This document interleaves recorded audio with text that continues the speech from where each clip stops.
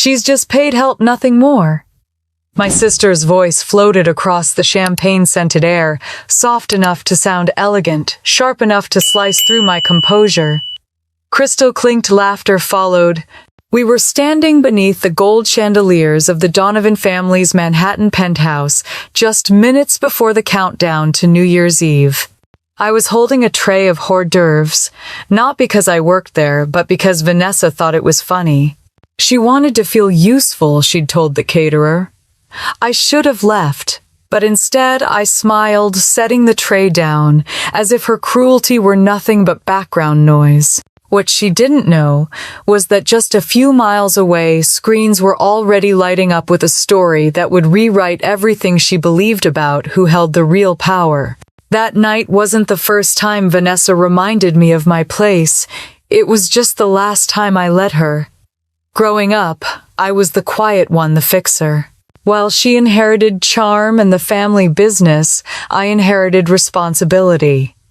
Our father, Arthur Donovan, founder of the investment firm Donovan & Pierce, used to joke that Vanessa had the vision and I had the endurance. "She'll build the empire," he said. "You'll make sure the lights stay on." I was too young to realize that was a warning disguised as a compliment. My sister learned early that appearances ruled the world. I learned that someone had to clean up the messes those appearances left behind. By the time we reached our 20s, Vanessa was already being featured in financial magazines for modernizing our father's firm. I was managing small restructuring projects out of a co-working space in Chicago, scraping by trying to help struggling businesses survive. "Cute," she once said when I told her I'd saved a neighborhood bakery from closing. "You should come home, work under me. I'll find something you can handle." That was her brand of affection, condescension polished into civility. I thanked her and declined. I didn't want her mentorship. I wanted my independence. Independence came at a price. I remember nights when I slept in my office wrapped in my coat because the heating was unreliable. Clients paid late or not at all, and I lived off coffee and quiet defiance. My company, Eco Revive, was small then, just me, and an intern who believed we could make businesses both sustainable and solvent. Investors ignored us. Banks laughed at our pitch decks, but the businesses we helped didn't. Word spread. A failing cafe in Detroit cut waste and doubled profits.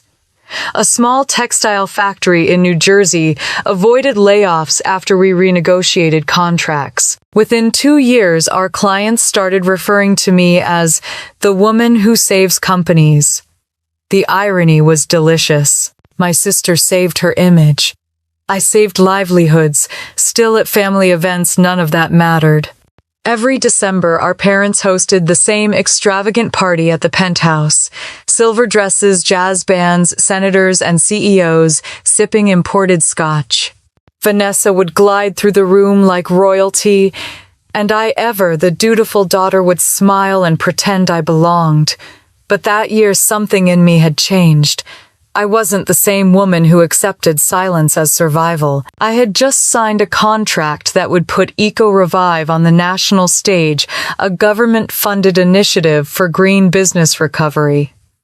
It was the deal that would make us a powerhouse. But I hadn't told anyone. Not yet. When I walked into the party, the first thing I noticed was Vanessa's laughter echoing across the room. She looked flawless, in a silver gown surrounded by investors and reporters, her fiancé Ethan beside her like a trophy accessory. "Claire," she said, spotting me, "you made it. I wasn't sure your little consulting thing gave you nights off." I smiled, the kind of smile that hides an entire war behind it, only for family. She leaned closer, perfume sweet and suffocating. "Don't wander too close to the investors. All right, they're here for business, not charity." I could have walked away. I almost did. But her words landed like embers on dry wood. I'd spent years watching her take credit for our family's legacy while dismissing the work I built from nothing. Tonight, that ended. Vanessa raised her glass, gathering attention like a performer who never tired of the stage. To another successful year for Donovan and Pierce, she declared. To legacy, loyalty, and the people who know their place. Eyes turned toward her, then toward me. Laughter followed, polite but poisonous. My mother's nervous smile tried to smooth over the awkwardness. My father avoided my gaze. I kept still, heartbeat steady. What none of them knew was that I'd been invited to Forbes's New Year edition feature, Young Innovators Redefining Business. They hadn't told me when it would publish, but I suspected soon. Very soon. As the night deepened, the conversations blurred into white noise, investors boasting old money, gossiping, champagne flowing like water. I slipped out onto the balcony for air, the winter wind biting through the silk of my dress.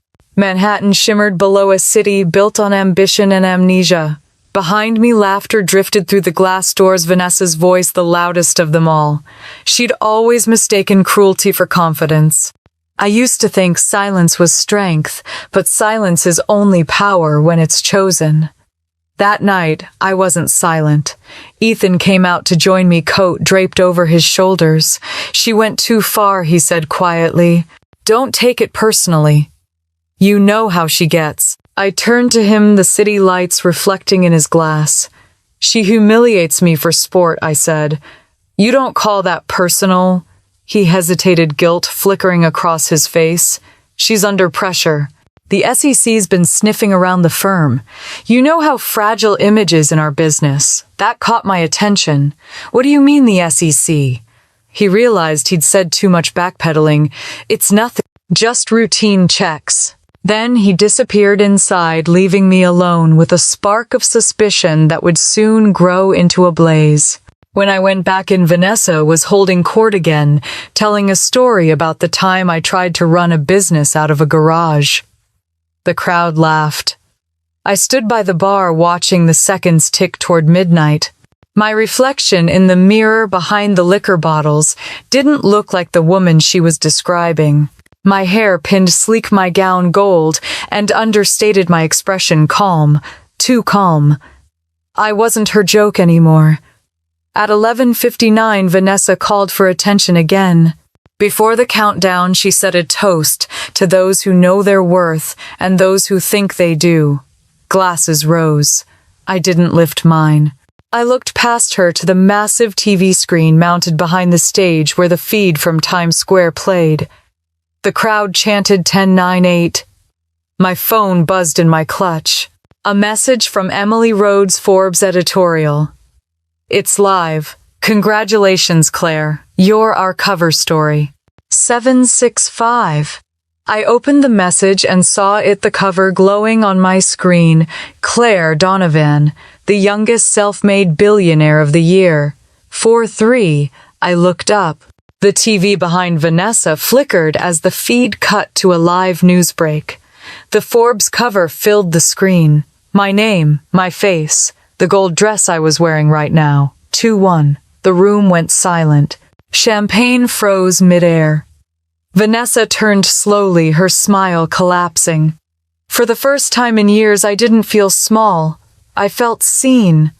And as the crowd began to murmur, voices mixing disbelief with awe, I whispered into the stunned air, Happy New Year, Vanessa. The morning after the Forbes cover dropped, Manhattan looked different. Even the January wind felt charged, humming through the glass towers like it carried my name. My phone hadn't stopped buzzing since dawn, missed calls from reporters, messages from old clients, congratulatory emails from people who hadn't spoken to me in years. I sat at the small kitchen table in my apartment, barefoot, coffee gone cold, staring at the headline again. Claire Donovan, the youngest self-made billionaire of the year. Under it, the tagline glowed, The woman redefining business ethics in a broken economy. I'd read it a dozen times already, but it still didn't feel real. The silence broke with the ring of another call, Jake. His voice was half amused, half amazed. You do realize you broke the internet, right? He said. Number Forbes queen, number eco-billionaire, number Donovan dynasty, all trending. Vanessa's PR team is drowning. I leaned back, watching the winter sun streak across my countertop. Good, I said. Let them learn what exposure feels like. He hesitated. You're not worried about blowback? She's got money lawyers' friends in every boardroom from Boston to DC. She also has an SEC case with her name on it, I replied. I'm not the one who should be worried. I hung up, exhaling slowly.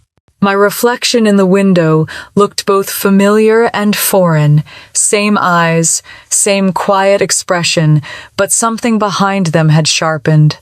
For the first time, I didn't look like someone waiting for permission to matter. By 9 a.m., the article had been syndicated to every major outlet. My inbox overflowed. Partnership offers interviews, even a speaking invitation from Columbia Business School. I ignored them all and opened the one message that mattered, an email from Forbes editorial board. Claire, your story is striking a chord. Would you consider expanding on your next initiative, how you plan to use your platform to reform corporate ethics? I stared at the blinking cursor before typing back, I plan to build something cleaner than legacy. I'll let you know when it's ready. The phone rang again, this time my father. I hadn't heard his voice since before Christmas. Claire, he said, measured distant. That was quite the spectacle last night. I could hear the clink of ice in his glass, even through the phone. You mean the truth, I said. He sighed. You humiliated your sister. In front of the entire financial community. That's not how family handles conflict. Family handles conflict by covering fraud, I asked quietly. By pretending corruption is sophistication. He went silent for a long moment. You always did think too much like your mother, he finally said and hung up. The line went dead, but my pulse didn't. I set the phone down and looked at the framed certificate on my wall. Eco Revive Incorporated 2017. That piece of paper had meant survival once. Now it meant independence. By midday, the media frenzy had turned feverish. News anchors dissected my speech from the night before. Investors speculated on how Donovan and Pierce's fall would shake the markets. But what none of them knew was that my move wasn't impulsive, it was calculated. Every document, every signature, every trace of Vanessa's misconduct had already been verified. She had called me help. I'd simply taken the word literally. I helped clean her mess. At noon, Rosa burst into my office holding 2 cups of coffee and a grin that barely fit her face. You did it, boss, she said breathlessly. They're calling us the moral heartbeat of Wall Street. I smiled, taking the cup from her. Let's keep the heart beating then. She hesitated, her voice softening. Vanessa's trending too, but not the way she wants. Someone leaked that internal audit letter from the SEC. The internet's calling it karma. I took a sip. Karma doesn't leak documents. Lawyers do. The door buzzed. Jake again, this time in person. He tossed a folded newspaper onto my desk. The headline, Donovan and Pierce shares plunge 26% in overnight trade freeze. He gave a low whistle. That's not a scandal anymore. That's a collapse. I nodded. The first of many. But beneath the satisfaction, something uneasy stirred. The press was painting this as a revenge saga, and while that wasn't wrong, it wasn't the whole truth either. I hadn't wanted to destroy Vanessa. I'd wanted to dismantle the illusion that she was untouchable. There's a difference. By late afternoon, the Forbes editor Emily Rhodes called personally. Claire, she said, the public loves you. You've become the face of ethical power. But people are also asking about your family. Will you comment? No, I said simply. This isn't about bloodlines. It's about accountability. Understood, she replied. But they're digging into Donovan and Pierce fast. Someone from the inside must be feeding them. I smiled faintly. Maybe the truth finally got tired of waiting. That evening, I went for a walk through the snow-covered park near my apartment. The city was still buzzing with the story screens flashing my name in neon headlines. Strangers whispered as I passed, some smiling, some curious. A woman stopped me near a bench, her hands trembling as she spoke. "You don't know me," she said, "but I run a small printing shop in Newark. We almost went under in 2020. Your team saved us. I just wanted to say thank you." Her words disarmed me more than Vanessa's cruelty ever had. I squeezed her hand, warmth cutting through the cold. "Keep going," I said. "You're the reason I do this." When I got home, the answering machine blinked, read 5 new messages. The first was a journalist, the second a lawyer, the third a stranger. But the fourth made me stop. "Claire." It was Vanessa's voice, brittle but composed. "Congratulations on your performance. I hope it was worth it. You've ruined everything our family built.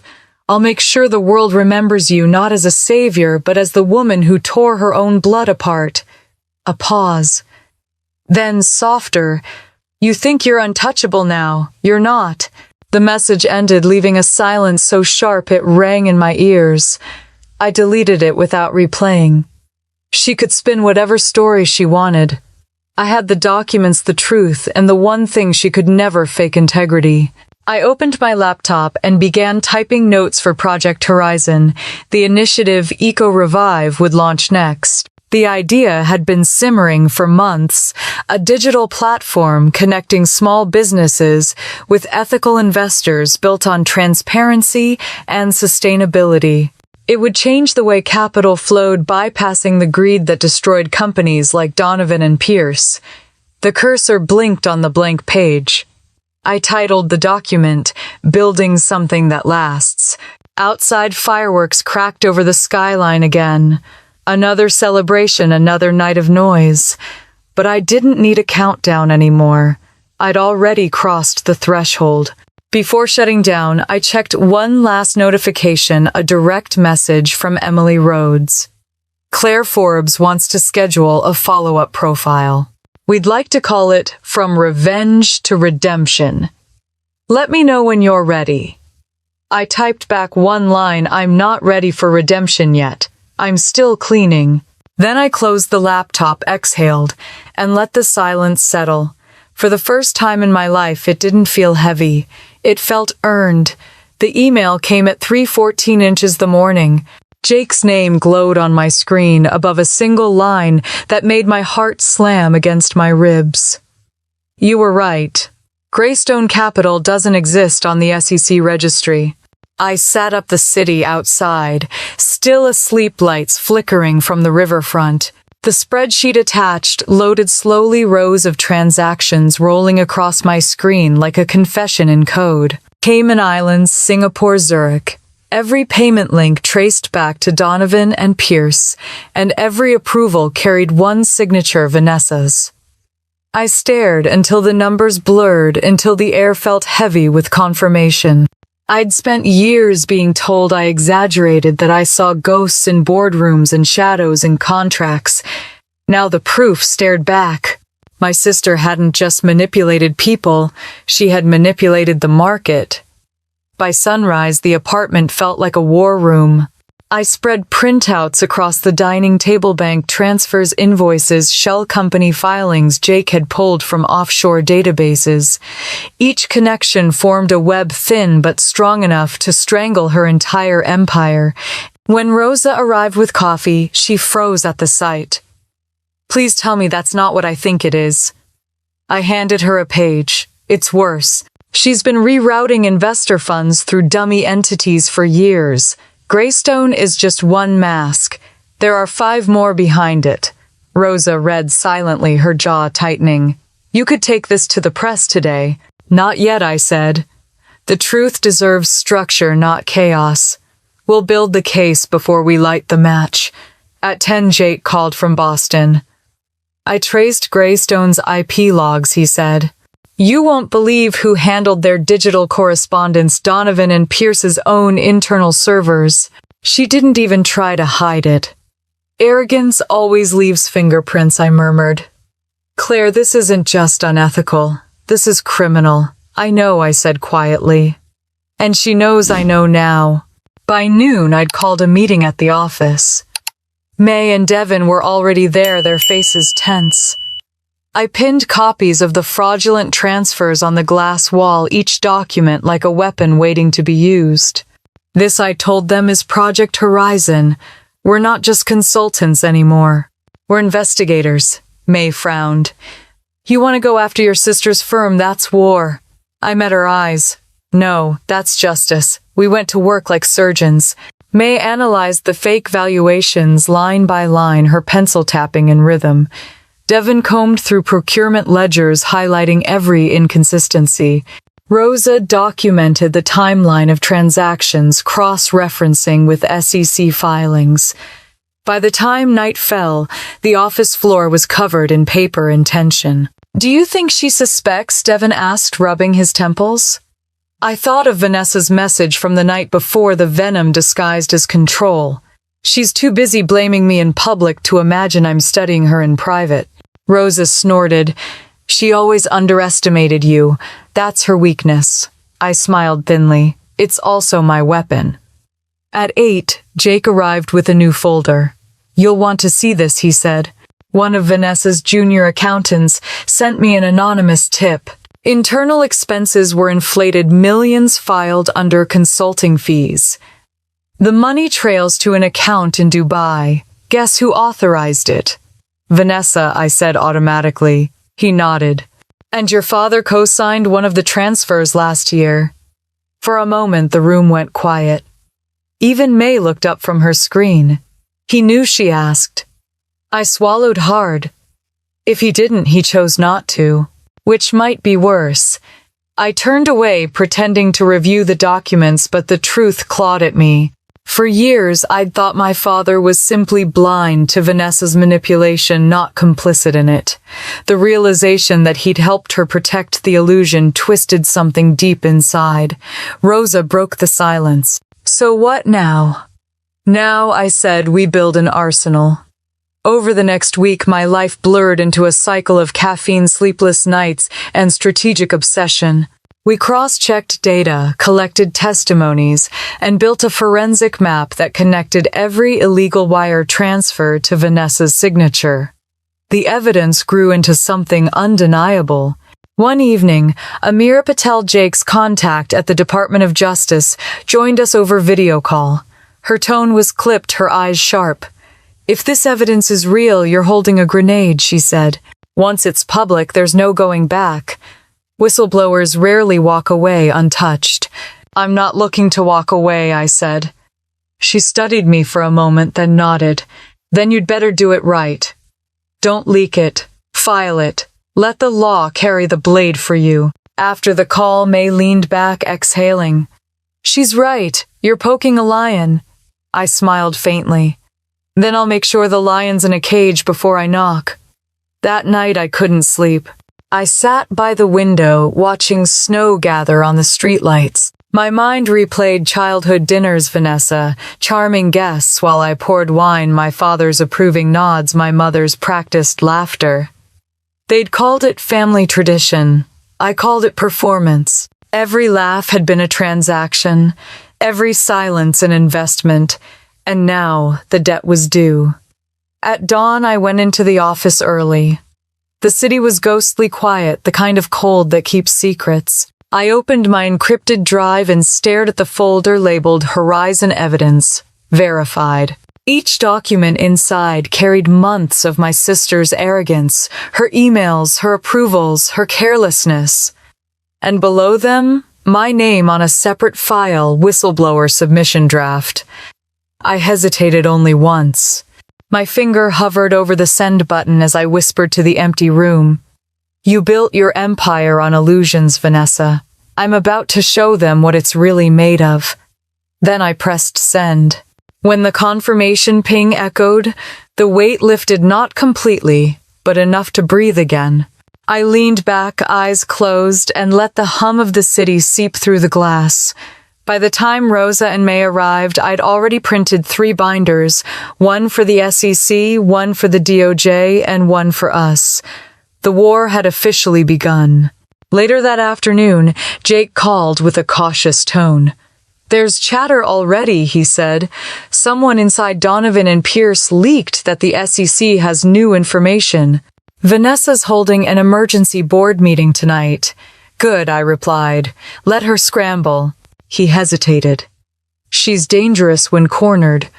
"So am I," I said quietly. That night, as snow fell over the city, I stood at my window again. The skyline glittered indifferent to the chaos brewing beneath it. Somewhere in Boston, Vanessa would be pacing, calling lawyers, spinning narratives. She'd say I betrayed her, destroyed our family. She'd call it revenge. But I knew better. Revenge is loud. Justice is quiet. I whispered into the cold air. "You called me paid help. You were right. I clean messes, starting with yours." The city lights blurred like fire, and for the first time in years, I didn't feel invisible. I felt inevitable. The invitation arrived 3 days later, wrapped in black cardstock and sealed with the Donovan family crest, gold leaf embossed with arrogance. New Year's Eve, Gala, Donovan Estate, Newport. Formal attire. Family attendance required. I stared at it for a long time, my coffee cooling untouched beside me. Vanessa had timed it perfectly, a desperate display to remind the world she still controlled the stage. I almost threw it away. Almost. But then I remembered her voice on that voicemail, smooth as poison. "You think you're untouchable now." Fine, I thought. Let's test that theory. By evening, I'd made up my mind. I would go not as the outcast she once mocked, but as the woman who'd just rewritten her own story on the front page of Forbes. Jake didn't like the idea. "She's going to use that gala to spin the narrative," he warned, "to make you the villain." "Then I'll show her what a real villain looks like," I said, slipping the invitation into my bag. The day of the event, snow fell soft and heavy over Newport. The estate loomed at the end of the drive like something carved out of privilege columns, marble steps, the air itself perfumed with wealth. Cameras already lined the gates. Vanessa was clearly turning the gala into a public performance. Inside, chandeliers spilled light across crystal glasses and sequined gowns. The orchestra played something expensive and soulless. I caught the first murmur within seconds. "That's her, the Forbes girl." Heads turned. Eyes followed. I smiled politely as I handed my coat to the attendant. Beneath the gold silk of my gown, my heart beat steady, not from nerves but from anticipation. Vanessa appeared near the grand staircase, dressed in midnight blue, flawless as ever. Her diamond earrings caught the light, but her smile was sharper than glass. "Claire," she purred, air kissing the space near my cheek. "I didn't think you'd come."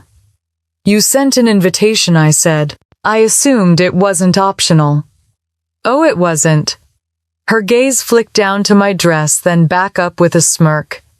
"Lovely choice. Though gold can be a dangerous color, it draws attention you might not be ready for." "I've had some practice," I said. Her laugh was a practiced melody, perfectly audible to the crowd. Of course, the youngest self-made billionaire of the year. Quite the headline. She lifted a glass of champagne. "To reinvention." For a moment I saw the flash of envy behind her eyes, the kind that eats people alive from the inside out. "Careful," I said, my tone light. "Wouldn't want to spill that. Stains are hard to remove." Her smile faltered for half a breath. "Only, I noticed." Dinner was theater. Vanessa seated me directly across from her, flanked by donors, journalists, and 2 politicians whose names were printed across every finance column in the country. I recognized them all. That was her strategy, use proximity to power as validation. Halfway through the first course, I caught my father's gaze from across the room. He didn't smile. He looked tired. His shoulders, once straight and commanding, sagged slightly under the weight of his silence. Mother, on the other hand, looked radiant, until I noticed the wine stain at the edge of her sleeve, the tiny tremor in her hand as she lifted the glass. I knew that look. She was holding herself together through sheer performance. When the main course arrived, Vanessa stood to make a toast. The room fell quiet. She turned slightly so her profile faced the cameras. "To family," she began, voice perfectly pitched, "and to legacy. May we continue to prove that true worth is measured not by headlines, but by heritage." A few polite chuckles rippled through the guests. Then she turned her eyes on me. "And of course to my dear sister Claire, who has made quite the name for herself this year. Some of us build, some of us reinvent." The subtext was clear. The crowd laughed softly, but enough. I smiled. "To reinvention," I said, lifting my glass. "And to the courage it takes to admit when an old empire is built on rotten beams." The laughter stopped. Forks stilled. For one perfect second, no one breathed. Then the orchestra started again, awkward and rushed. Vanessa's eyes flashed with fury. After dinner, I excused myself and stepped out onto the balcony. The cold air bit at my skin, clearing the noise from my head. The ocean stretched black and endless below the cliffs. I thought of the years I'd spent invisible in this house, cleaning up after their parties, listening to Vanessa charm senators and CEOs, while I hid behind spreadsheets in silence. Jake's voice echoed in my head, "Don't give her a stage." But what he didn't understand was that this wasn't her stage anymore. It was mine. Behind me, the glass doors opened. I didn't need to turn to know it was her. Her perfume arrived first, sharp, expensive, suffocating. "You always had a flair for drama," Vanessa said, her voice cool. "You always mistook cruelty for class," I replied. She stepped beside me, looking out at the dark sea. "You think you've won because some magazine wrote your name in gold letters. This will fade, Claire. Scandals always do." "It's not a scandal if it's true," I said softly. Her lip curled. "You wouldn't have any of this without me. Without this family."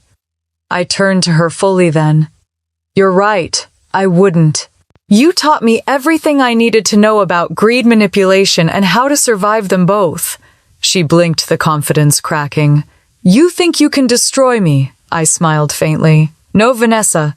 You're doing that yourself." She laughed, brittle and too loud. "You don't scare me. Then you're not paying attention." The silence that followed was colder than the wind. She turned sharply, heels striking marble, retreating back into the warmth of her party. I stayed outside, the sound of her laughter fading behind glass. When I returned inside, the ballroom was alive again, music, laughter, flashbulbs. But I could feel the shift. Conversations hushed as I passed. Some smiled with admiration, others with fear. And then it happened. The television behind the bar flickered. The network banner rolled across the screen. "Breaking news, SEC files formal inquiry into Donovan and Pierce." The room fell silent. Reporters inside the party glanced at their phones, fingers flying across screens. The anchor's voice filled the air. "The Securities and Exchange Commission confirmed late this evening that multiple accounts linked to Donovan and Pierce are under investigation for fraudulent reporting and offshore fund transfers. Sources indicate new evidence was submitted anonymously earlier this week." I didn't move. I didn't need to. The color drained from Vanessa's face as whispers swept the room like wildfire. My father's hand tightened around his glass until it cracked. Cameras flashed. Someone muttered, "This can't be real." Vanessa turned toward me, eyes wide, not with fear but disbelief. For the first time in her life, she didn't have a script. I stepped closer, voice low enough for only her to hear. "Happy New Year, sister." Her champagne flute trembled. The orchestra stumbled to a stop. Every head turned toward us. And then, as if orchestrated by fate itself, the screen changed again, Forbes breaking their special feature for the midnight segment. My cover appeared bright and undeniable. Claire Donovan, the youngest self-made billionaire of the year. The room froze. The only sound was the ticking clock as it struck midnight. I lifted my glass slowly, the gold of my dress, catching the chandelier light. To the new year, I said softly, and to building something that lasts. No one spoke. Vanessa's smile collapsed entirely. Around us, the guests stood motionless, caught between admiration and awe, between disbelief and dread. Outside, fireworks exploded across the horizon, brilliant and deafening.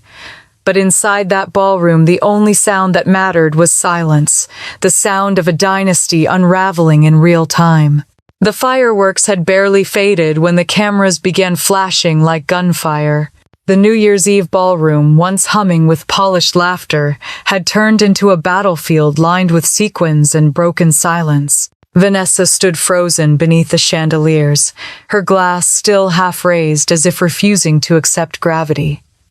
My father's voice cracked somewhere in the background, low, furious, and useless. I didn't stay to watch the implosion. The moment I turned, the crowd parted instinctively, whispers trailing behind me like smoke. Every phone in the room was glowing.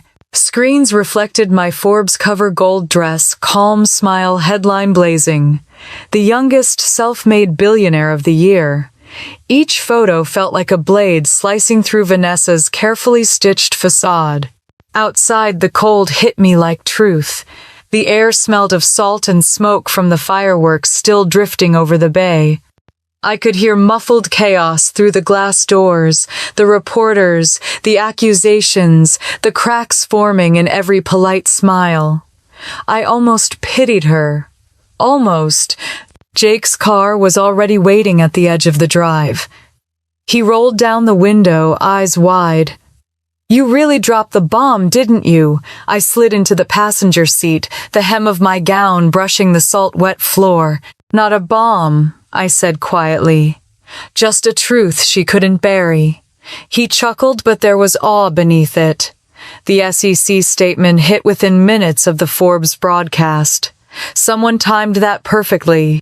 I stared out the window, watching the estate shrink in the rearview mirror. Someone did. When I reached my apartment, the city was still alive with celebration, but my world had shifted. My inbox overflowed, congratulatory messages from allies, panic from former clients of Vanessa's journalists, begging for comments. I turned off my phone and went straight to the window.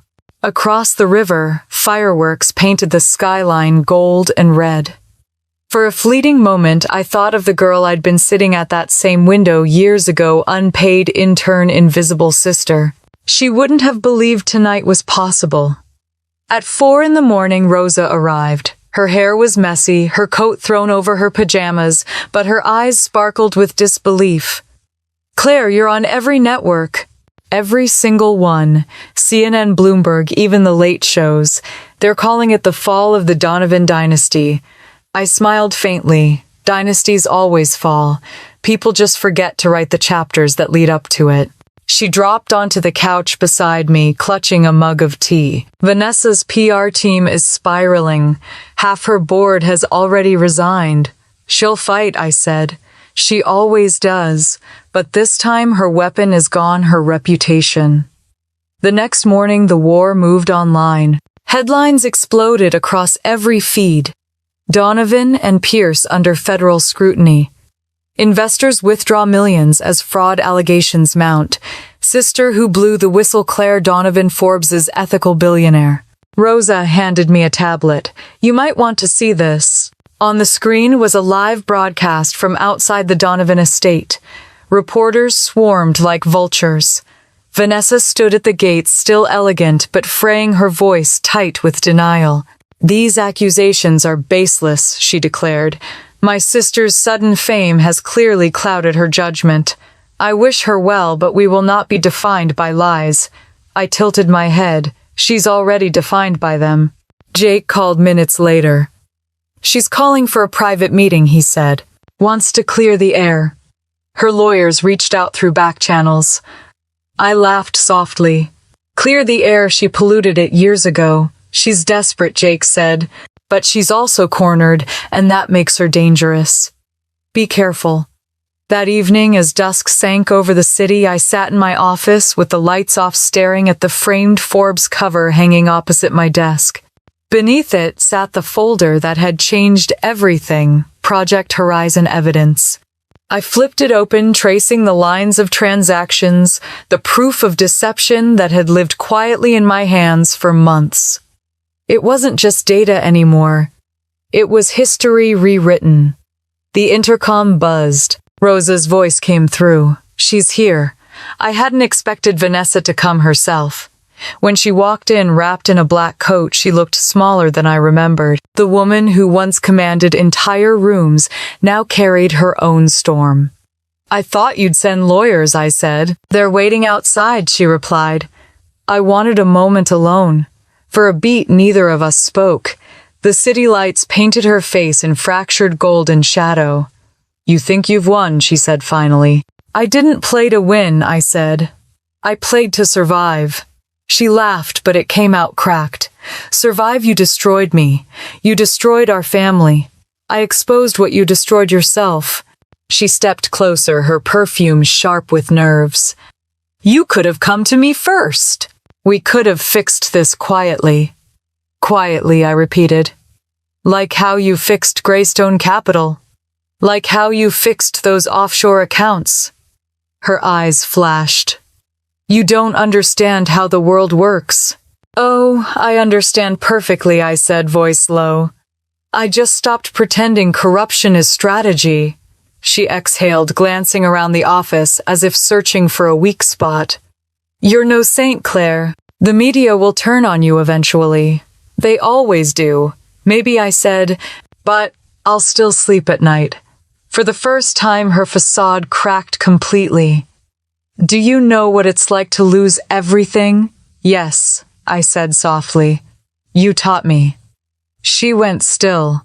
Then, without another word, she turned and walked out. The door closed with a hollow click, the kind that echoes in memory long after sound fades. When Rosa returned, she looked at me carefully. "How bad was it?" "Predictable," I said. "She's going to fight back, but not with truth, with noise." Sure enough, the next day headlines shifted again. Claire Donovan's company under ethics review. Anonymous sources claimed EcoRevive's meteoric growth was too good to be true. The smear campaign had begun. Jake called first. "She's pulling strings. Old contacts, media favors. They're planting doubt." I nodded. "Let them." "You're not worried I've got more than numbers this time. I've got people." And I did.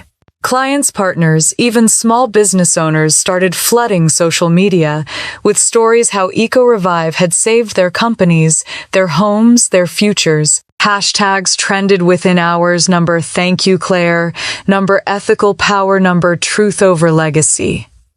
For the first time, I realized something profound. Revenge had momentum, but integrity had gravity. That night, I went for a walk along the Hudson.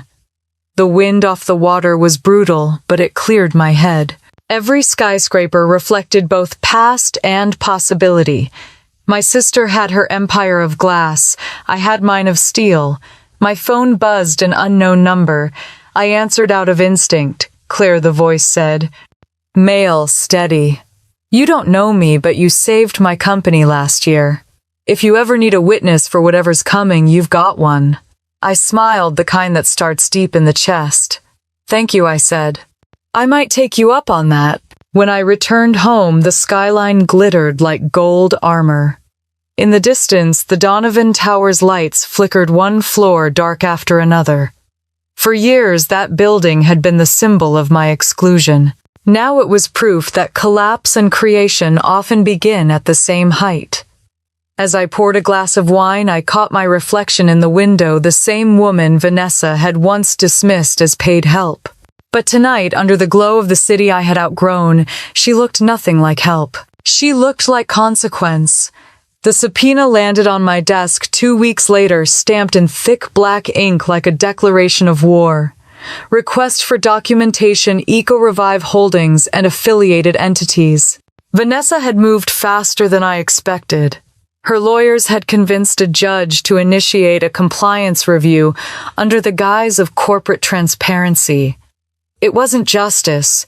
It was retaliation dressed as procedure. Rosa read the papers over my shoulder, her voice trembling. "This is a witch hunt." I folded the letter calmly.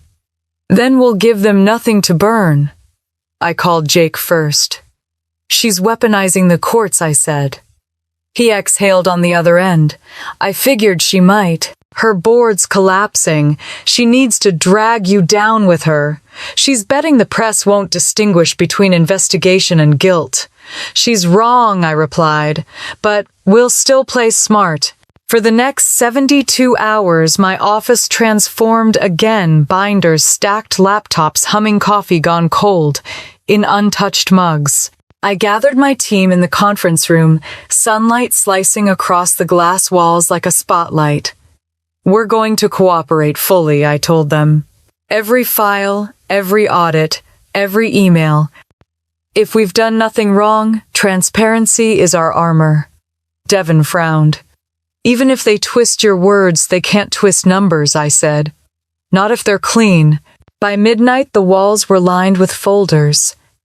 The hum of printers filled the silence like background percussion to our resolve. Rosa typed summaries. May cross-checked transaction ledgers.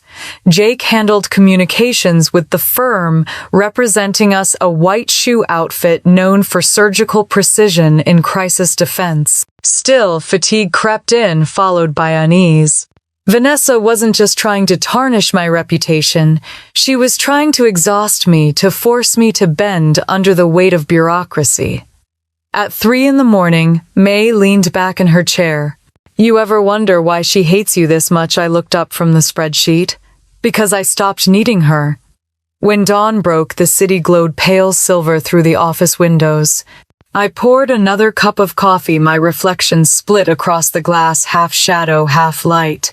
That was the thing about revenge. It wasn't just a battle of proof. It was a test of endurance. The following week brought chaos in headlines. SEC intensifies inquiry into Donovan and Pierce. Eco revive under compliance review. Two sisters at the heart of Wall Street's moral war. Every photo paired our faces side by side as if the world had decided to turn our family into a morality play. Reporters waited outside my building. One shouted, "Miss Donovan, is it true your sister claims you used her resources to start your company?" I stopped, mid-step, meeting his gaze. "My sister's resources are illusion and debt," I said. "Mine are math and work." Inside, Jake was pacing. "You shouldn't give them sound bites like that," he said. "They twist silence too," I replied. That afternoon, the pressure cracked from another side. My father called again, first time since the gala. His voice was gravel, older than I remembered. "You've started something you can't control, Claire," he said. "Your mother's falling apart. Vanessa's threatening to sue the entire family trust. Then maybe it's time that trust stopped protecting her." He sighed. "You've made your point. Enough." I clenched my jaw. "No, Dad. Enough was 5 years ago when she stole investor money and called it innovation." The line went dead before I could say more. Later that night, I went home and found an envelope slid under my apartment door. No name, no return address. Inside, a USB drive and a single typed note: "If you want to see how deep her fraud goes, open this. But be ready." I plugged it into a burner laptop. Folders appeared: emails, internal chats, contracts. Proof that Vanessa's manipulation went far beyond the offshore account. She had bribed auditors, falsified compliance reports, and laundered millions through political donations. The dates matched perfectly with the years she'd claimed to be expanding operations. I stared at the screen until the text blurred. This wasn't just corporate corruption, it was criminal empire-level fraud. Jake came over within the hour. He scrolled through the files, whistling low. "Who sent this, I don't know, but whoever they are, they just handed me her confession." He looked at me, serious now. "If this leaks, it'll burn her to the ground. That's the point." He shook his head. "It won't stop there." It'll scorch everything attached to her, your parents' old partners, even the employees who didn't know. I met his eyes. Then we make sure it lands where it should. Targeted. Precise. We spent the next 2 days verifying every document. May cross-referenced the emails with public SEC filings. Rosa traced the bank codes to corresponding accounts. Everything checked out. By the third night, our evidence was bulletproof. At dawn, I called my attorney, Simone. She answered immediately, voice clipped but calm. I was expecting this, she said. If we move forward, we file with both the SEC and DOJ simultaneously. It'll be a full-scale investigation. I nodded, though she couldn't see me. Do it. Then be prepared, she warned. Vanessa will retaliate. Publicly. Brutally. I'm counting on it, I said. By noon, the filing was complete. I watched the progress bar crawl across the screen, heart steady but cold. When it hit 100%, I whispered to myself, that's checkmate. An hour later, the first leak hit the press. Not from us, but from inside Donovan and Pierce. A whistleblower had surfaced anonymously confirming the evidence. The dominoes began to fall faster than anyone expected. That evening, the television flickered with breaking news. The anchor's voice trembled slightly as she read. The Department of Justice has opened an investigation into Donovan and Pierce following multiple allegations of fraud, embezzlement, and political bribery. Sources close to the case have confirmed the cooperation of an internal witness. Rosa gasped. It's happening. Jake turned off the sound. She's going to call you. And she did. The phone rang once, twice. Then her voice hoarse, stripped of its practiced grace. Claire, what have you done? What you forced me to, I said. They're tearing everything apart. Do you understand what this means for our name? Yes, I said. It finally means something honest. For a moment, all I heard was her breathing. Then softly, you think this will make you a hero. You're just a destroyer. No, I replied. I'm a cleaner. There's a difference. I hung up before she could answer. Outside, thunder rolled over the city, though no rain came. The air buzzed with electricity, the kind that comes before storms and change. Jake leaned against the window, arms crossed. You just pulled the final thread, he said. Good, I murmured. It was rotting anyway. That night I couldn't sleep. The weight of what I'd done pressed against my ribs, equal parts victory and grief. I walked to the window, watching the lights shimmer on the Hudson. Somewhere, Vanessa was probably pacing her penthouse, making frantic calls to lawyers, watching her empire crumble one document at a time. And for the first time, I didn't feel rage. I felt relief. The battle wasn't over, but the tide had turned. The girl she once called paid help had become the one thing Vanessa feared most, an equal, who didn't need her approval, and a mirror that reflected her corruption with brutal clarity. I whispered to the city, to the ghosts of every insult. You can't ruin someone who learned how to rebuild. And when the first light broke over Manhattan, I knew the war for redemption had just begun. The morning after the DOJ announcement, Manhattan felt unnaturally quiet. It wasn't silence, it was anticipation, a city holding its breath before the collapse. The newspapers at every corner stand screamed her name. Vanessa Donovan, under federal investigation.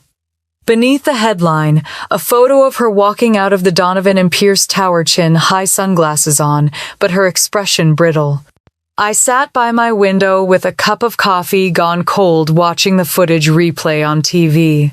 Reporters shouted questions, cameras flashed like lightning, and Vanessa's bodyguards shoved them back. She didn't answer. She didn't have to. Her silence was the loudest thing she'd ever said. My phone buzzed. Rosa.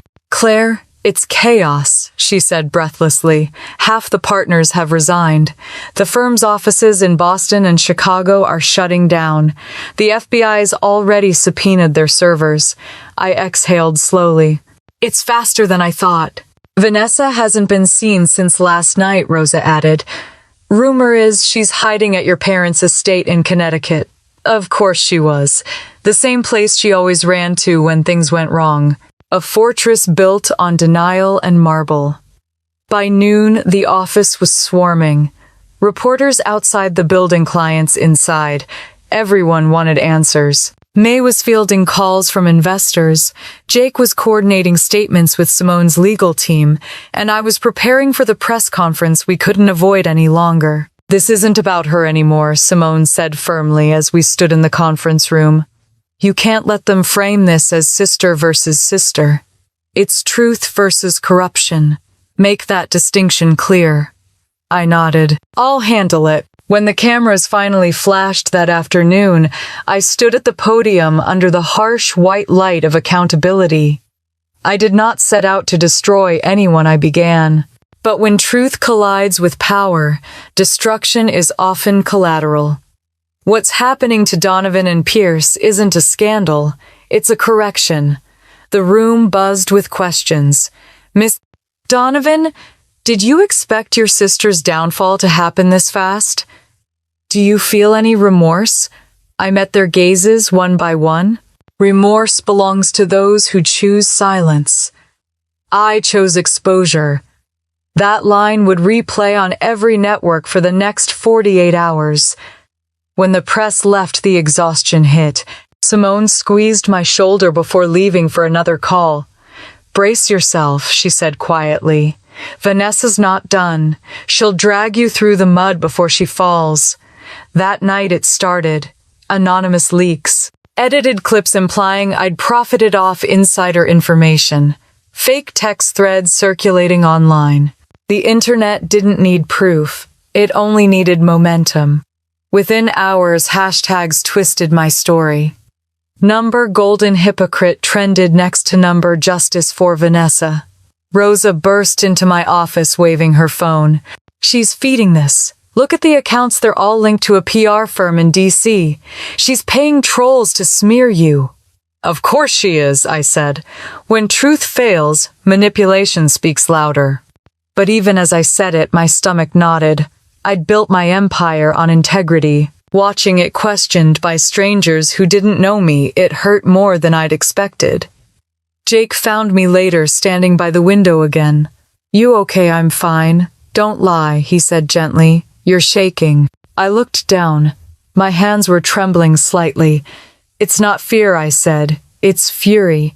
He handed me a folder. "You'll want to see this." SEC just confirmed they froze all of Vanessa's personal accounts. She's got nothing left to hide behind but the family name. I stared at the papers. Then she's going to use it like a shield. Or a weapon. He smiled grimly. She always does. That evening, as I walked out of the building, I saw her face again on a massive LED screen in Times Square. A news alert looped over her photo. Breaking: Vanessa Donovan to hold her own press conference tomorrow morning. The caption below quoted her, "My sister fabricated everything. I will prove it." For a second, the world seemed to tilt. When I got home, my apartment was dark except for the glow of my laptop. I opened a new document, title Response Strategy. Under it, I wrote one sentence: "Don't fight lies with anger. Fight them with evidence." Then I opened the encrypted drive again. There it was, the full data from the anonymous USB, still untouched since the filing.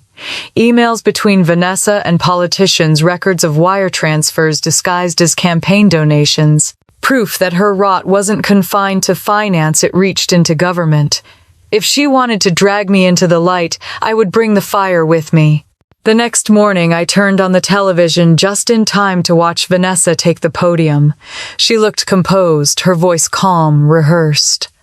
"My sister has always envied me," she said, smiling slightly. She built her career on betrayal. Eco Revive was funded with stolen intellectual property. "We'll be filing a countersuit." I felt my pulse spike, but I didn't move. Reporters shouted. Cameras flashed. And then midway through the Q&A, she made her fatal mistake. Someone asked, "Miss Donovan, did you authorize political donations using company funds?" Her jaw tightened. Absolutely not. 10 seconds later, I posted the first email thread. Screenshots, timestamps, the senator's name. Within an hour, it was everywhere. Forbes exclusive. New evidence links Vanessa Donovan to illegal political funding. Jake called, laughing breathlessly. She just hung herself on live TV. I didn't push, I said quietly. She jumped. By evening, the dominoes crashed. The DOJ expanded the scope of the case. Congressional committees called for review. Investors demanded restitution. Vanessa went silent. Completely this time. I should have felt triumphant. Instead, I sat in my office long after everyone left, lights dimmed, city glowing outside the windows. The silence was heavy. When the intercom buzzed, I almost didn't answer. Rose's voice came through hesitant. There's someone here to see you. Says it's your mother. I froze. She hadn't called once since the gala. I almost told Rosa to send her away, but something in me said, let her in. My mother walked in wrapped in a beige coat too thin for the weather. The years showed now in the lines around her mouth, the dullness in her once perfect posture. She looked smaller, fragile. Claire, she said softly, you've destroyed your sister. No, I said. She destroyed herself. She's still family.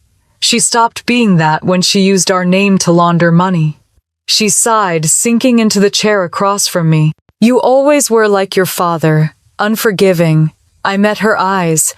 And you always mistook forgiveness for weakness. For a long moment we just sat there, two women bound by blood and broken pride. Finally she stood. I came here to ask one thing. Don't testify in court. Let the law handle her. Don't make it uglier than it already is. I stood too. You don't understand. I am the law now. She flinched, her eyes glistening. Then she left, closing the door softly behind her. I turned toward the window again, the city alive with noise and consequence. Somewhere out there my sister was unraveling, and in that moment I realized something terrifying. This wasn't revenge anymore. It was exposure, and exposure doesn't stop once it starts. When Jake called later that night, I didn't pick up. I needed silence.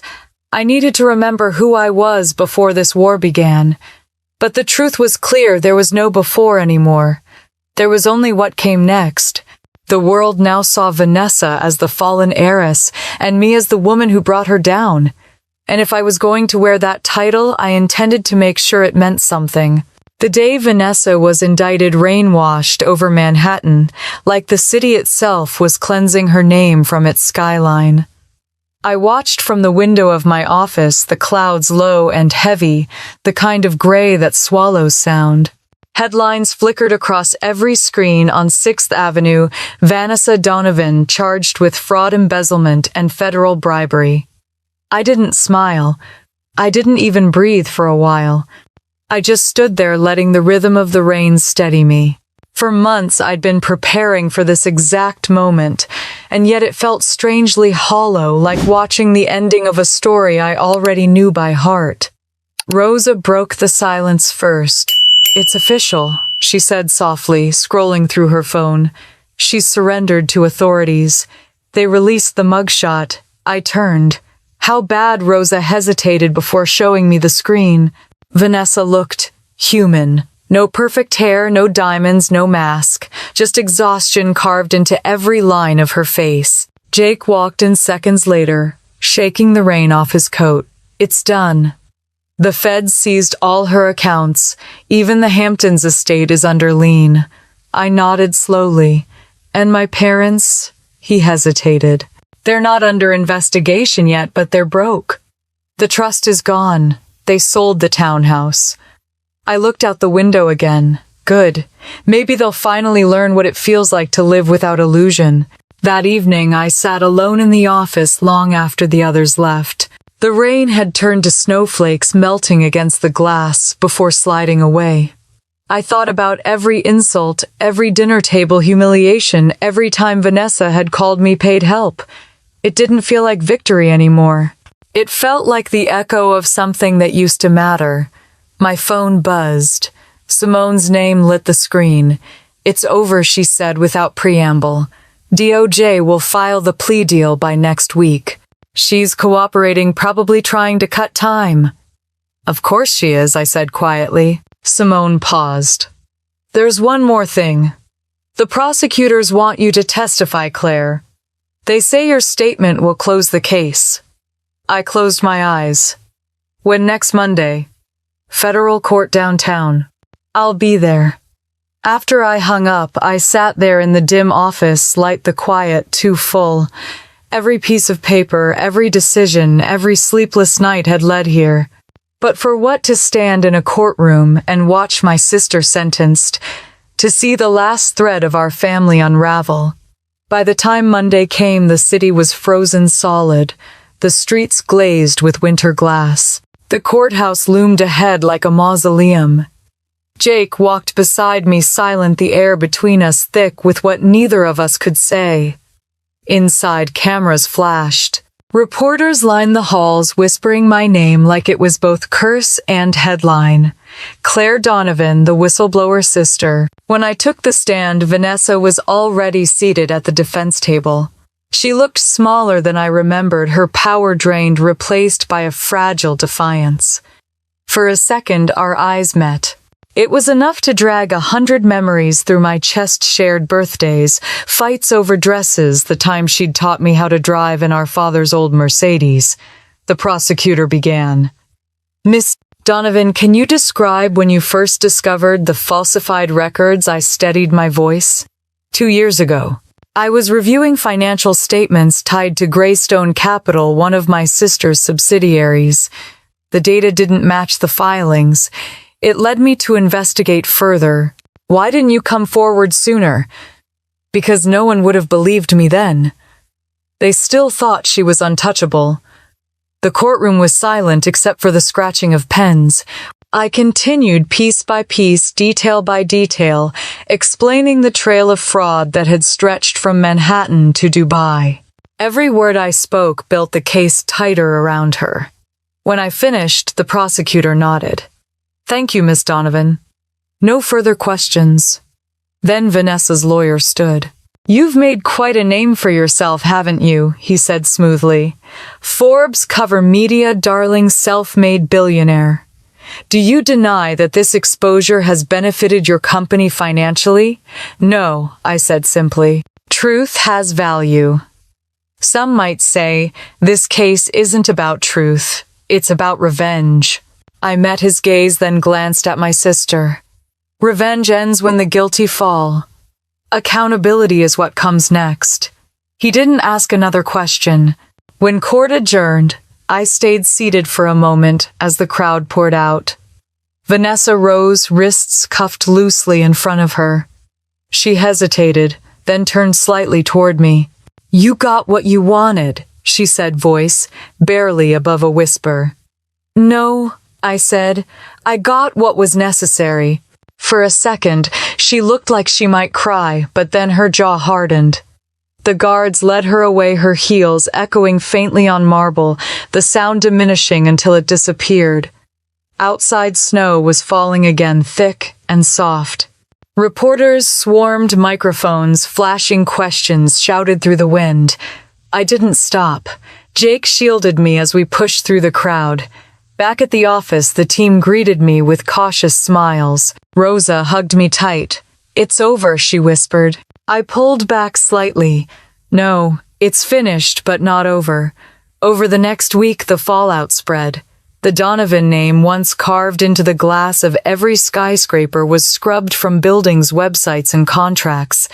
The tower downtown that bore our name went dark. Investors backed out. Foundations we once funded issued public apologies. At night, I worked alone in the glow of my office, drafting a new proposal. The Horizon Initiative, a foundation dedicated to financial transparency and ethical entrepreneurship. The idea was simple: help small business owners protect themselves from predators like my sister. Jake came in one night while I was writing. "You really think you can fix what they broke?" he asked softly. I don't have to fix it, I said. I just have to make sure the next generation doesn't build it wrong again. He smiled faintly. You've changed. So has the battlefield. He leaned against the doorframe, watching me for a long time. You know, not many people would have done what you did. Not many people had to. A few days later, Forbes reached out again. They wanted a follow-up feature. This time, they called it From Revenge to Renewal, Claire Donovan's second act. I agreed, but only if the cover didn't show me in gold. I asked for gray. Real, honest. When the article dropped, it wasn't about victory or scandal. It was about rebuilding. About how empires can rot from within and still give birth to something cleaner if someone dares to break them first. One line from the interview stuck with me. Redemption doesn't come from apology, it comes from creation. That night, I drove north out of the city. Past the river, past the remnants of everything I'd burned down. I pulled over by a quiet stretch of road overlooking the frozen sound. The stars were faint, but they were there. For the first time, I allowed myself to feel it, not triumph, not guilt, just peace. Vanessa would serve her time. My parents would vanish from the social calendars they worshipped. The Donovan empire would become a cautionary tale. And me, I was still standing. Not as someone's daughter or someone's rival, but as someone who had rewritten what survival looked like. The wind howled against the car, rattling the mirror, whispering through the trees. Somewhere in that sound, I heard my sister's old words, the ones that had started it all. She's just paid help. I smiled faintly at the irony, because maybe she was right. I had been paid help once, but now I helped the world clean itself. 6 months after the trial, the Donovan name had vanished from Manhattan's skyline. The tower that once bore our crest was now wrapped in scaffolding, stripped of its letters like a monument to arrogance finally dismantled. The city had moved on. Headlines turned to new scandals, new billionaires, new obsessions. But for me, life had shifted into something quieter, sharper, and infinitely more deliberate. Eco-Revive had grown beyond anything I'd imagined. We had offices in 3 cities now, New York, Austin, and Seattle, and a waiting list of small businesses seeking ethical funding. Reporters called it a revolution in corporate accountability. I just called it clean business. I stood in the new Manhattan headquarters that morning, sunlight bouncing off the glass walls, watching our team prepare for the launch of the Horizon Initiative. Rosa adjusted the projector screen while May organized the folders at each seat. Jake moved through the room, calm and confident as ever. You realize, he said, glancing at me, this is the first time your name has been trending for something other than revenge. I smiled faintly. Progress. The presentation began at 9 sharp. Rows of investors, journalists, and community leaders filled the room. I stepped up to the podium and took a breath. When I started Eco-Revive, it was out of necessity. I wanted to create a business that couldn't be corrupted by greed. What I didn't expect was how many others wanted the same thing. I clicked the remote. The screen behind me displayed a series of faces, small business owners we'd helped in the past year. The bakery in Newark that had doubled its staff. The small-town hardware stores saved from bankruptcy. The Detroit startup now employing veterans. These are not stories of charity, I said. They're stories of balance, of fairness, of giving power back to the people who actually earn it. Applause filled the room. For the first time, it didn't feel like noise. It felt like alignment. Afterward, Jake joined me on the balcony overlooking the river. You've rebuilt everything they tried to destroy, he said. How does it feel like freedom? I said quietly. But not the kind that comes from money, the kind that comes from peace. He hesitated before asking, have you spoken to her? It took me a moment to answer. Vanessa. He nodded. No, I said, and I don't plan to, but that wasn't entirely true. That night, after everyone left, I unlocked the bottom drawer of my desk. Inside was a single letter creased from too many readings. Vanessa had sent it from prison 2 weeks earlier. Claire, it began, I don't expect forgiveness, but I need you to know I understand now what I destroyed. I thought power made me untouchable. You proved that it never does. The world calls you a hero. I just call you my mirror. I hate that it took this to see it. There was no apology in the words, but there was something else, recognition. That somehow felt heavier. I folded the letter back into the envelope and locked it away again. Days turned into weeks. The Horizon Initiative spread faster than we could manage. Universities invited me to speak about ethical reform. Government agencies consulted us on new transparency standards. Every headline that once used the word revenge now replaced it with reform. And yet, every time someone congratulated me, I thought of the marble dining room where this all began. The night she'd said those words, she's just paid help. How that humiliation had been the spark for everything that came after. One evening I found myself back in Newport for a charity gala, this time as a guest of honor. The irony wasn't lost on me. The ballroom had been remodeled since the collapse of Donovan and Pierce. Gone were the chandeliers and gold accents. The space was now minimal, modern, understated. The new owners had renamed it the Newport Collective, dedicated to hosting nonprofit events. As I stepped onto the same marble floors, I felt the ghost of that night, Vanessa's laugh, the sting of her words, the cameras flashing behind champagne glasses. But this time, the whispers were different. That's Claire Donovan, someone said. She's the one who exposed the fraud. No, another voice replied. She's the one who rebuilt it right. For the first time, I didn't flinch at the sound of my name. Later that night, as I spoke to the crowd about Horizon's mission, I caught sight of a young woman standing near the back of the room clutching a notepad. She couldn't have been older than 20. After the speech, she approached me, eyes bright with determination. Miss Donovan, she said, I'm studying business ethics at NYU. Your story, it's why I changed my major. Her voice trembled slightly, but her smile was steady. I just wanted to say thank you for proving that success doesn't have to mean compromise. Her words hit me harder than applause ever had. I reached for her hand. Don't let anyone tell you that kindness and strength can't live in the same room, I said. They're what keep the walls standing. After she left, I stepped outside into the cold air. The ocean stretched black and endless, just like it had that night. But the wind felt different now, not cruel, not mocking, cleansing. Jake found me there, coat draped over his arm. You disappeared, he said. Just needed a minute, I replied. He looked at me for a long moment. You know, I think you've finally done it. Done what turned revenge into something that actually matters. I laughed softly. Maybe. Or maybe I just learned to stop mistaking survival for bitterness. We stood in silence for a while, the waves crashing below. When I got home later, a small envelope waited on my doorstep. No return address, but I knew the handwriting. My heart tightened as I tore it open. Claire, it read. They're transferring me to a lower security facility next month. I don't expect a response. But I wanted you to know that I've started mentoring women here, helping them build financial plans for when they're released. You'd probably call it irony. I call it learning from the best. V. I sat on the steps for a long time, the letter trembling in my hand. Then, without really knowing why, I smiled.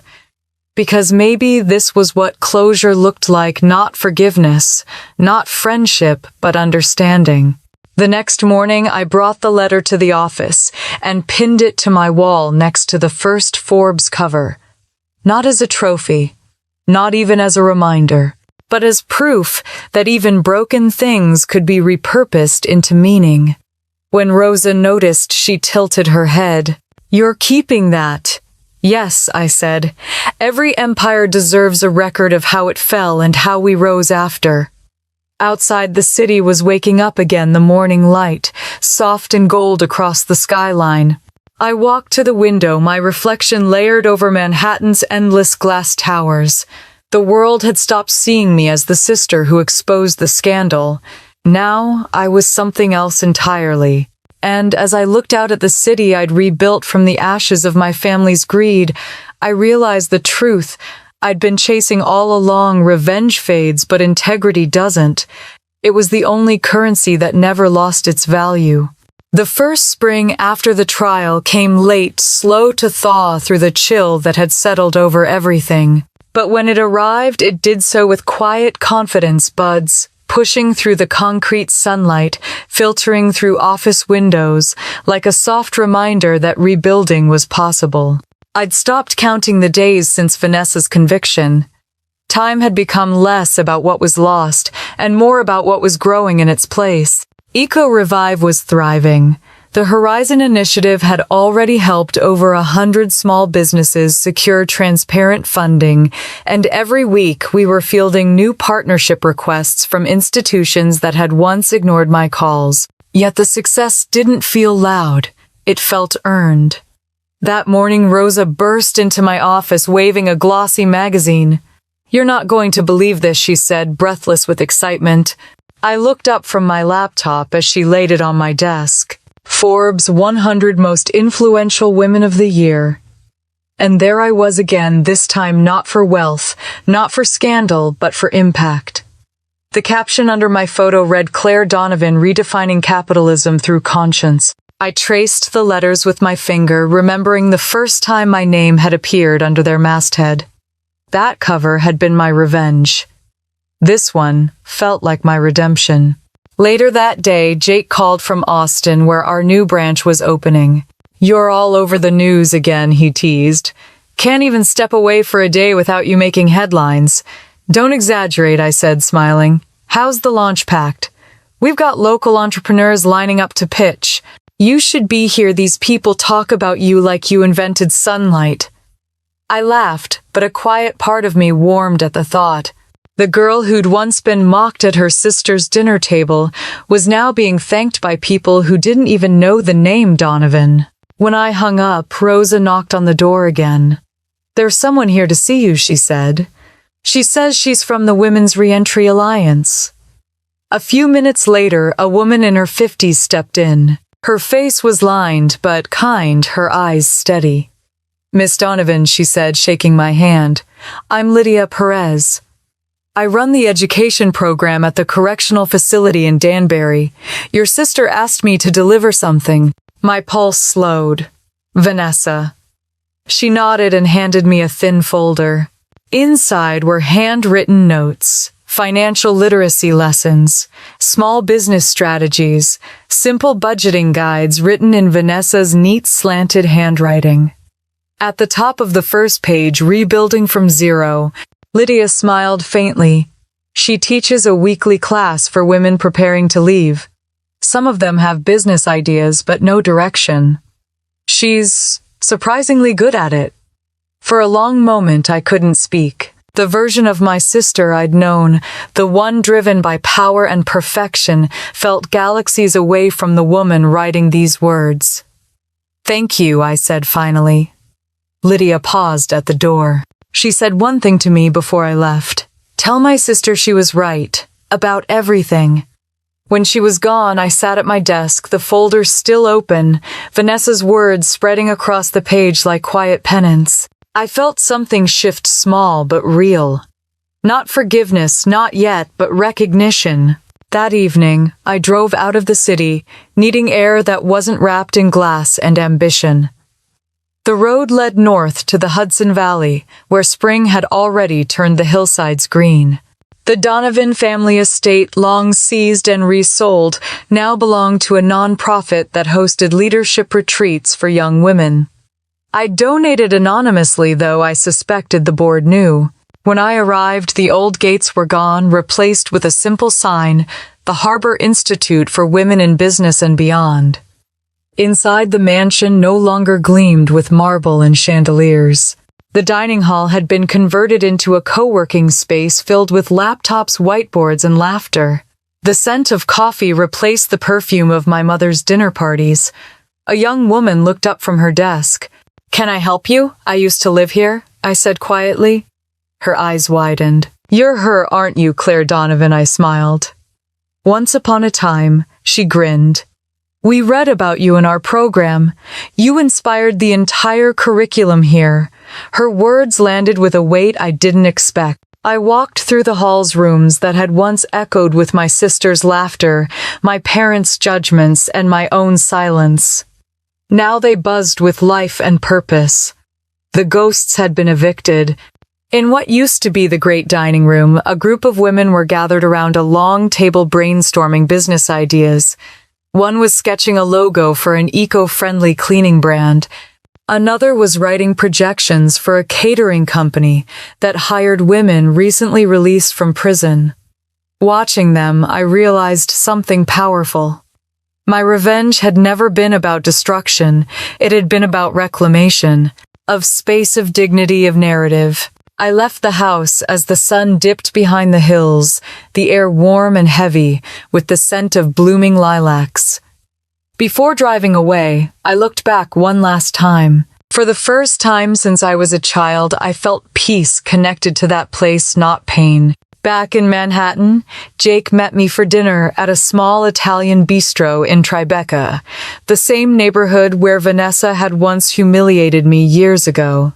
The irony wasn't lost on either of us. "So," he said, raising his glass, "what's next for the great Claire Donovan?" "Something quieter," I said, smiling. "Maybe mentoring, teaching, helping others find their own way to clean up messes before they become wars." He laughed. "Still housekeeping, huh?" I smirked. "Exactly. Just at a higher level." We toasted, the sound of our glasses soft but satisfying. Later that night, as I walked back through the city, my phone buzzed. A news alert from Forbes. The Horizon Initiative announces partnership with the UN for global microfinance reform. My name was in the subheading again, but this time it didn't feel like validation. It felt like continuity. When I reached my apartment, I unlocked the drawer where I kept the framed housekeeper badge from years ago, the one Vanessa had forced on me that night. I lifted it out, tracing the faded letters. Then I placed it beside the new Forbes cover and a copy of her handwritten notes from prison. 3 objects, 3 eras, paid help, power, purpose. They belonged together now. I sat at my desk, opened my journal, and wrote one line before closing it again. "Legacy isn't what you leave behind. It's what you build in others while you're still here." Outside, the city pulsed with its usual rhythm: cars, voices, laughter, the hum of a million stories unfolding at once. But for the first time, mine didn't feel like a battle. It felt like a beginning. The day Vanessa was released from prison, the sky over Manhattan was bruised purple with summer thunder. I was in a board meeting when my phone buzzed, a single text from an unknown number. "She's out. No name, no signature." But I didn't need one. I stared at the message for a long time, my pen still in midair. Around me, executives were talking numbers, projections, partnerships, all of it muffled under the sudden static of memory. Vanessa walking through the marble hallway of our childhood home. Vanessa laughing under the chandelier. Vanessa whispering that line. "She's just paid help," as though it were gospel. When the meeting ended, I told Rosa I needed air and left without my umbrella. The rain started almost immediately, warm and relentless, blurring the city into streaks of silver. I didn't know why I was walking or where I was going.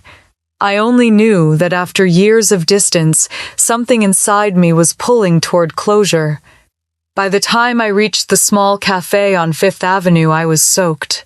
A familiar voice called my name, "Claire." I turned, and there she was. Vanessa stood in the doorway, thinner than I remembered, her hair darker, her posture less polished. She wasn't wearing designer anything, just jeans, a gray sweater, and a pair of rain boots that looked borrowed. But her eyes, they were the same. Sharp, assessing, full of old calculation. Only now there was something new behind them, humility, or maybe exhaustion. We stared at each other for several long seconds before she spoke again. Can we sit inside the cafe? Smelled like coffee and wet pavement. We found a quiet corner by the window. She folded her hands the same way our mother used to before a confrontation. You look different, she said finally. You look human, I replied. A faint smile tugged at her lips, almost genuine. I suppose I've had time to practice. We sat in silence for a while, the sound of rain filling the space between us. Then she reached into her bag and placed a small folded paper on the table. I wanted to give you this. It was a copy of a class photo, Vanessa, standing among a group of women in blue uniforms, all smiling, some holding certificates. The caption on the back read, Financial Empowerment Program Danbury Correctional Class of 2028. They graduated last month, she said softly.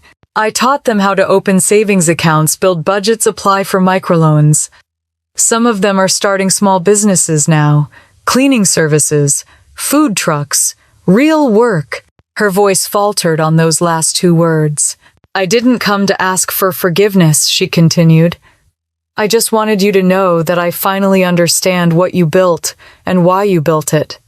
I traced the edge of the photograph, my chest tight, with a mix of pride and ache. People can change, I said carefully, but change doesn't erase what came before. I know, she whispered, and I don't want it to. She hesitated before adding, When I was inside, I kept replaying that night at the gala. How smug I was, how cruel. I thought humiliation would make you small. I didn't realize it would make you infinite. For the first time, I saw tears gather in her eyes, not the kind she used to manufacture for sympathy, real ones. I hated you for what you did, she said, but I also needed it. I needed someone to stop me before I burned everything.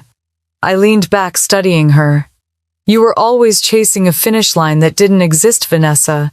Even when you had everything, it was never enough. Her smile was brittle, and you were always chasing meaning. Looks like we both caught what we were running from. Outside, the rain had slowed to a drizzle. She reached into her pocket and pulled out another object, a small tarnished locket I hadn't seen in years. Mom's, she said, simply sliding it across the table. She wanted you to have it before she moved to Florida. I froze. She's leaving New York. She's different now. Quiet. I think she finally realized she can't host dinner parties on ashes. I opened the locket. Inside was a faded photograph, Vanessa and me as children, sitting on the steps of the old estate, laughing our arms around each other. I hadn't seen that image in decades. For a moment, the world felt heavy and light all at once. She told me once, Vanessa murmured, that you reminded her of our father when he was young, always certain, always searching. He never stopped working because he was afraid to stop proving himself. I closed the locket gently. Maybe we both inherited that. We sat for a while longer, the rain tapping softly against the window. Then Vanessa stood. I'm not staying in New York, she said. I've been offered a position in Chicago financial consulting for nonprofits. It's not glamorous, but it's honest. I nodded. That's new for you, she smirked faintly. Prison will do that. At the door, she hesitated. You know, she said quietly, the world sees me as the villain and you as the hero. But I think we were both just surviving different cages. I didn't respond. There was nothing left to say. When she left, I watched her cross the street, disappearing into the blur of umbrellas. For a brief second, I wondered if I'd ever see her again. And then for the first time, I realized I didn't need to. Some stories don't end with reunion. They end with release. Back at the office that evening, the city glowed golden under a clearing sky. Rosa handed me a report, quarterly growth numbers that should have thrilled me. But my mind kept drifting to that photograph, the one from Danbury. I pinned it to the wall beside the others. Forbes covers Horizon Milestones, the framed housekeeper badge. A reminder that redemption could look like many things. When Jake came in, I didn't turn from the window. She's gone, I said simply. He paused. Do you feel lighter? I thought for a moment. No, just balanced. He nodded, understanding without pressing. You've done something rare, Claire. You turned vengeance into something useful. I smiled faintly. That's the only kind worth keeping. Later that night, as I walked home, the city was humming with its usual pulse horns, laughter sirens, the endless heartbeat of survival. I passed a bookstore window displaying the new Forbes issue, the headline bold and clean: "Integrity is the new power."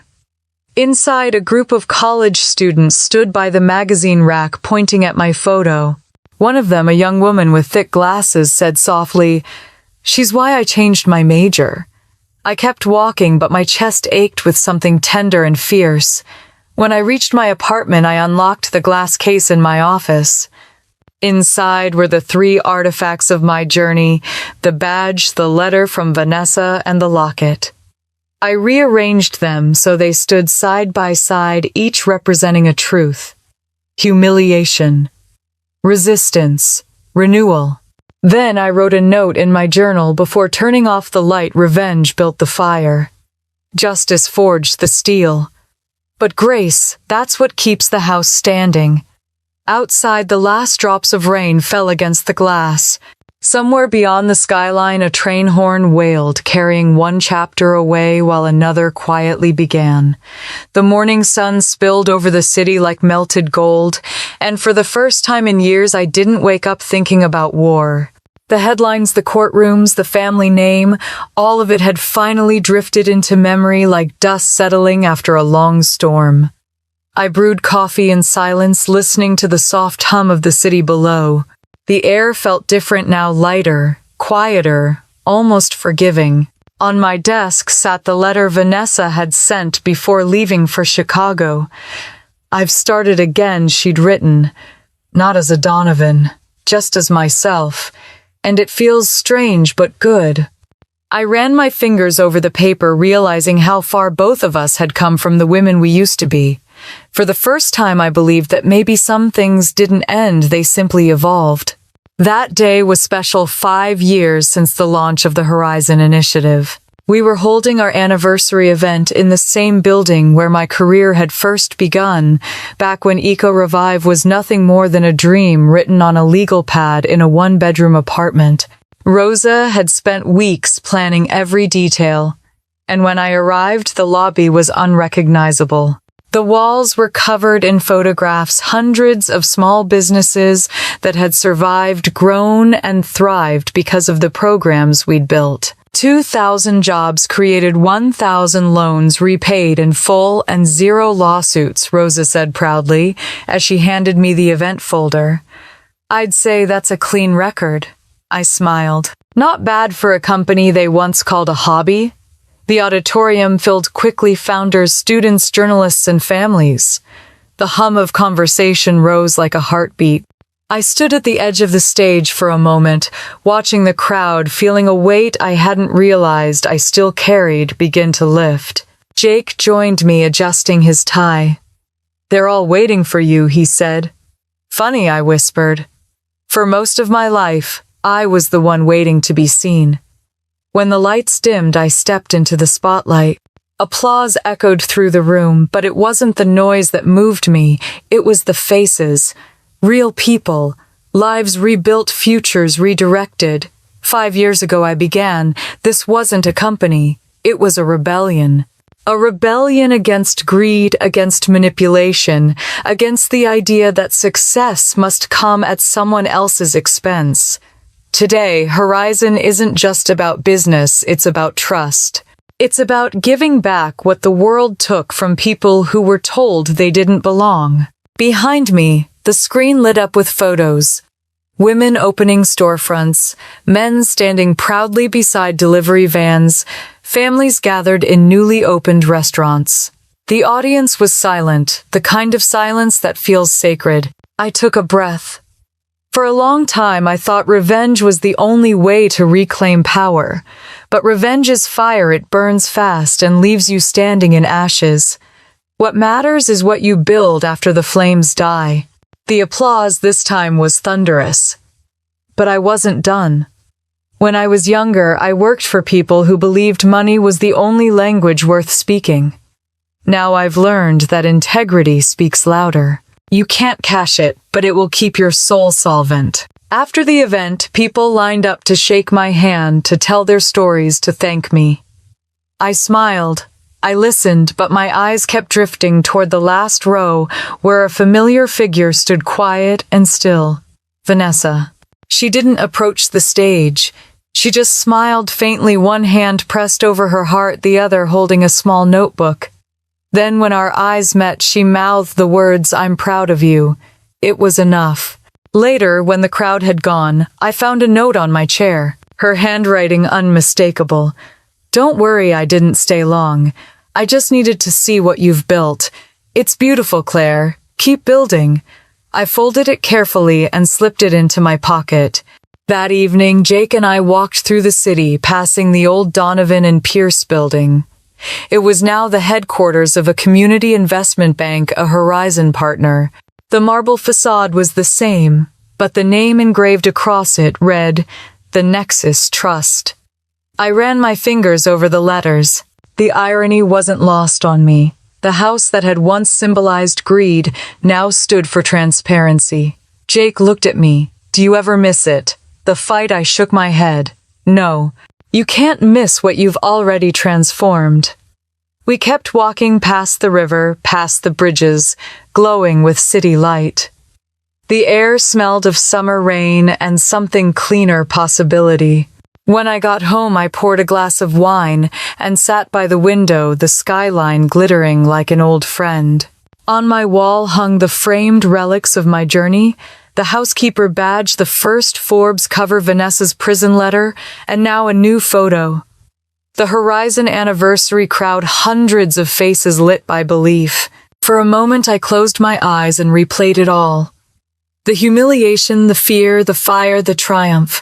I'd spent years fighting to prove that worth couldn't be inherited, and now I didn't have to fight anymore. My existence was proof enough. I thought of my younger self, the girl who used to hide in her sister's shadow, who believed power was something you had to take. If I could speak to her now, I'd tell her this power isn't taken. It's built brick by brick through integrity and grit. The phone buzzed, an email from Forbes. "We'd like to feature you in our legacy issue, 10 Women Who Changed the Face of Modern Business." I laughed softly. Not out of pride, but gratitude. Life had come full circle, but this time I wasn't walking into the spotlight for revenge. I was walking into it to shine light outward. Before bed, I opened my journal, its pages nearly full. I wrote one final entry. "Legacy isn't what survives you. It's what grows because of you." My sister taught me ambition. Pain taught me purpose. But truth taught me peace. I paused, then added one last line. "If you've ever been dismissed, diminished, or told you don't belong, remember your worth isn't defined by who sees it. It's defined by what you create when no one's watching." When I set the pen down, the city lights flickered like applause outside my window. I smiled, whispered into the quiet, "The house is clean now." And maybe it was. Not spotless, not perfect, but clean in the way that mattered most. The kind of clean that comes after years of burning, rebuilding, and forgiving not them but myself. As I turned off the lamp, the skyline shimmered in reflection, gold and steady. Tomorrow would bring new storms, new struggles, new beginnings. But for tonight, for once, I let myself rest. If you're still here listening to my story, thank you. Tell me yours. Tell me when you stood up, when you rebuilt, when you refused to stay small. Because that's how we keep this alive. Like every act of defiance that turned into legacy. Like every woman who finally learned revenge ends but resilience never does.